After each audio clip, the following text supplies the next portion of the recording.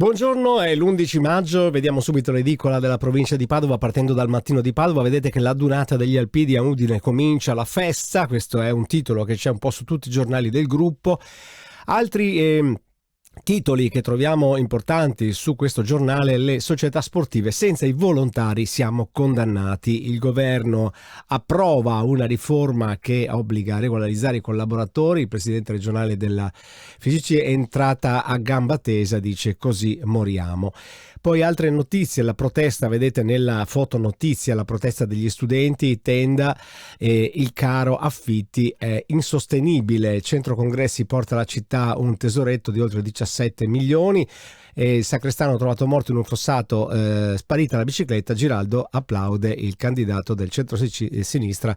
Rabbia nella Lega, ormai sono gli ultimi colpi che si sparano tra virgolette per quanto riguarda la campagna elettorale, perché poi domenica già abbiamo le elezioni in molti comuni del Veneto. Il Gazzettino apre con il Veneto che stringe i tempi e visite mediche più brevi. Francia e Spagna contro l'Italia. Parigi attacca sui migranti, Madrid sul lavoro, Meloni regolano i loro conti interni.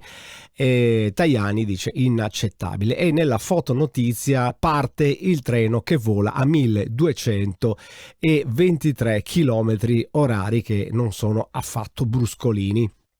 Corriere del Veneto, andiamo a vedere anche il Corriere del Veneto apre con questo titolo del treno ipersonico, primo appalto da 4 milioni Web e Leonardo per studiare la fattibilità. Zaia dice avvincente, Zaia è sempre stato affascinato da queste cose.